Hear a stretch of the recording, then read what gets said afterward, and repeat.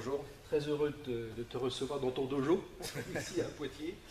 Alors, beaucoup de gens ne connaissent pas, de pratiquants de la région Poitou-Charentes ne te connaissent pas encore suffisamment parce que tu es là depuis à peu près 1 an, une saison. Une saison. C'est ça. Donc, je voudrais d'abord que tu te présentes, qui tu es, d'où tu viens, quel est ton cursus de pratiquant, d'enseignant et aussi de DTR, puisque tu es DTR. D'accord. Alors, je suis pratiquant depuis 41 ans. Donc j'ai commencé en 76. Je suis 6e Dan, je suis des GEPS. J'ai la mission de délégué technique régional en Basse-Normandie. D'accord. Voilà, en ce qui concerne. C'est toujours le cas aujourd'hui. Oui, c'est toujours le cas, bien sûr. D'accord. Et tu es donc maintenant sur Poitiers où tu enseignes. Voilà, donc j'enseigne à l'Ishiki Dojo depuis la saison dernière, donc là c'est la 2e saison. D'accord.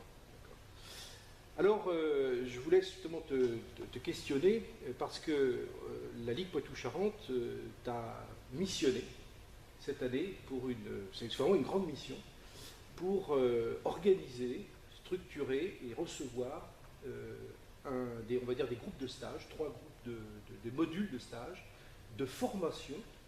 Et la première se déroulera donc à Saint-Jean-d'Angély le 11 et le 12 novembre.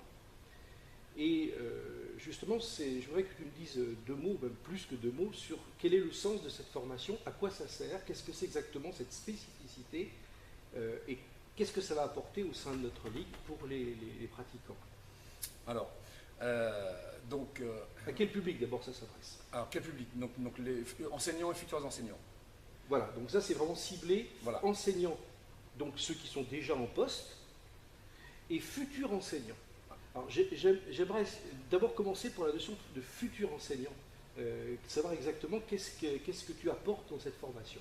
Alors, donc à propos des futurs enseignants, les stages de préparation OBF concernent directement ces personnes-là, puisque comme son nom l'indique, c'est 3 modules, donc 3 stages sur 1 ou 2 saisons, ça dépend des choix de la Ligue. Là, pour le Poitou-Charentes, ça sera sur 2 saisons. 2 saisons. Donc 2017, 2018, 2018, 2019. Voilà, c'est ça. Et donc le propos de ces stages-là, c'est de préparer à l'examen. Alors tu parles de BF, alors il y a encore des gens qui sont peut-être ceinture noire.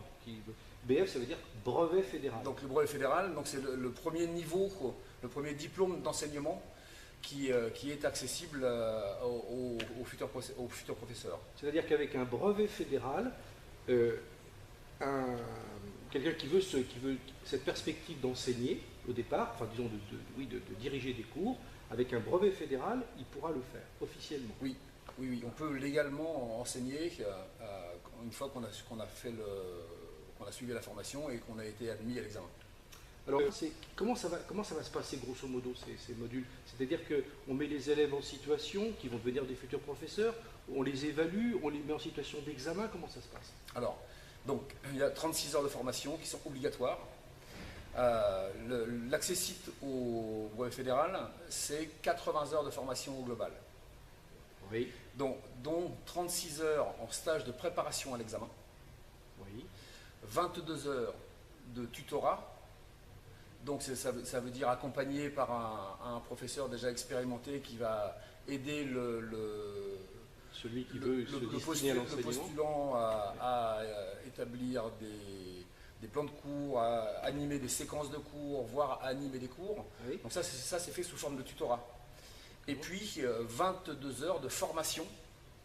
Et cette formation, ça peut être l'école des cadres, ça peut être les stages nationaux à l'enseignement, dont celui que j'anime à la Baule du 30 octobre au 3 novembre, voilà, qui compte dans cette formation.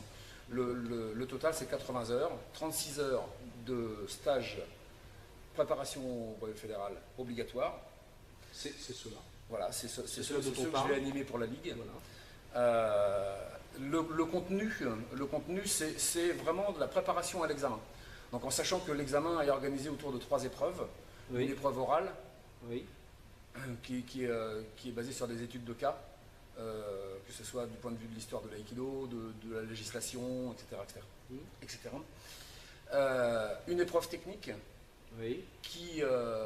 Qui exige quel niveau? alors, premier LAN minimum. Enfin, premier LAN plus un an. Premier Dan plus un an. Donc, premier LAN et un an de confirmation.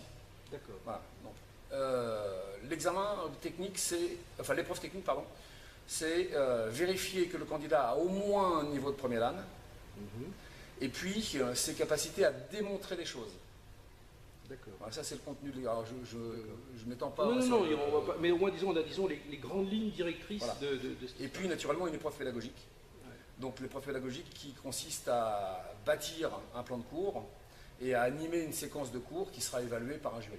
Alors la question qui pourrait venir à l'esprit de quelqu'un qui par exemple a participé à l'école des cadres ou qui voudrait le faire, qu'est-ce que ça apporte de plus? Est-ce que c'est quelque chose qui va s'associer, il va y avoir un travail commun, ouais. Ou c'est vraiment quelque chose qui est complètement dissocié? Alors c'est une question intéressante parce que ça permet d'envisager la formation sur au moins deux niveaux. Oui. Donc la formation initiale, donc, par exemple tous les efforts qu'on fait, toutes les formations qu'on suit pour passer un examen, en l'occurrence le premier examen, le brevet fédéral, donc ça c'est de la formation initiale. Les stages BF, les stages de préparation BF, sont directement inclus dans la formation initiale. Donc c'est de la préparation à un examen.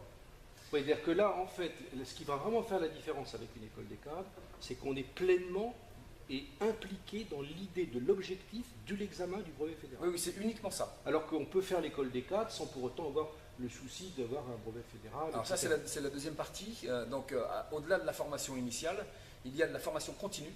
Oui. Et dont l'école des cadres fait partie, oui. Et pas dans une petite mesure hein, d'ailleurs. Donc il faut poursuivre l'école des cadres quand on fait malgré ce stage voilà. de formation.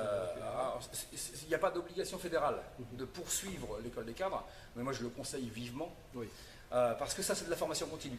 Ça veut dire qu'une fois qu'on a l'examen, il s'agit toujours de se former. Tout à fait. Et donc les écoles des cadres sont mises en place pour ça. Les thèmes qui vont être abordés dans les écoles des cadres sont largement plus vastes que uniquement la préparation à un examen au brevet fédéral. C'est pour ça que ces deux formations sont complètes. Je comprends. Et c'est aussi dans cette logique de formation continue qu'ont lieu les stages nationaux à l'enseignement junior, à l'enseignement général.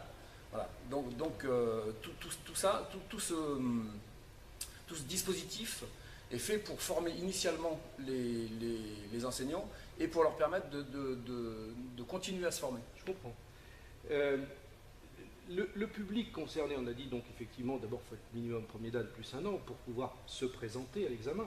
Mais est-ce que ça ne veut pas dire aussi que, aussi au niveau de ceux qui voudraient avoir une perspective, d'envisager par exemple d'assister leurs professeurs, donc dans une première étape, est-ce que cette formation pourrait leur être aussi ouverte?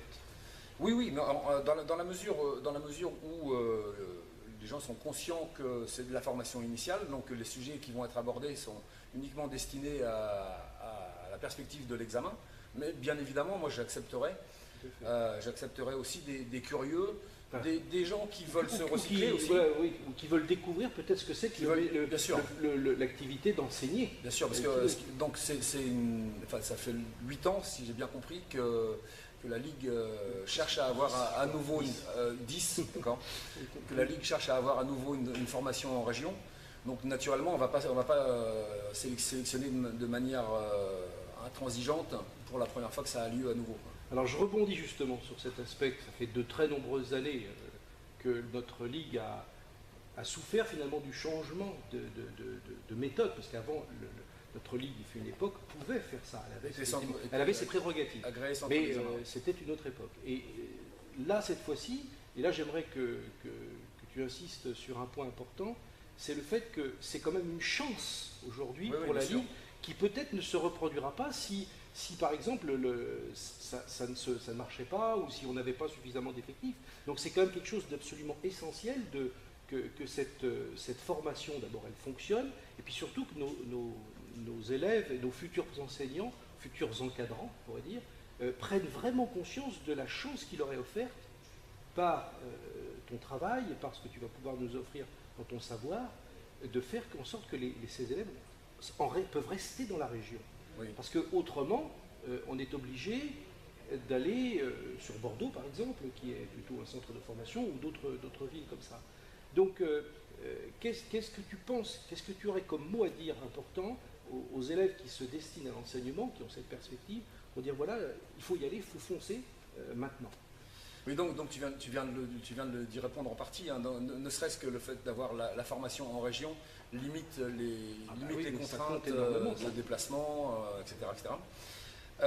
Et puis l'aspect quand même transmission, de penser à l'avenir dans les clubs, qu'il y ait de nouveaux professeurs, etc.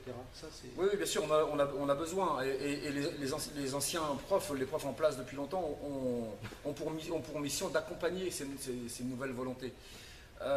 Donc de diffuser l'information le plus possible, le plus clairement possible. Et puis donc d'inciter les professeurs qui pour certains enseignent déjà, ne serait-ce que ponctuellement, oui, à officialiser cette situation par une action de formation. Bon, mais je crois que c'est très clair. Donc j'invite dans les clubs à ce qu'il y ait une sorte d'émulation, une motivation, et qu'il y ait un dialogue qui s'instaure très rapidement pour qu'on puisse imaginer ces projets, et que le 11 et le 12, que finalement, ceux qui veulent se destiner à l'enseignement, à l'encadrement, ou en tout cas assister leurs professeurs, eh bien, viennent à la formation qui se tiendra à Saint-Jean-d'Angély, je le rappelle. Voilà, c'est ça. Et donc, d'autant plus que la Ligue organise ça sur, je l'ai déjà dit tout à l'heure, mais organise ça sur 2 années. Sur 2 années. Donc pour limiter les contraintes de week-end trop occupés, etc. etc. Okay. Les coûts de formation sont pas extrêmement délirants, c'est abordable. Donc l'inscription aux 3 modules de préparation au brevet fédéral, c'est 65 €. 65 €, voilà. Tout à fait. Ben, voilà. Donc tout est dit. Écoute Eric, je te remercie infiniment d'avoir répondu à ces questions. Et puis j'espère que maintenant, on va donner l'envie d'avoir des vocations dans notre ligue. Je te remercie.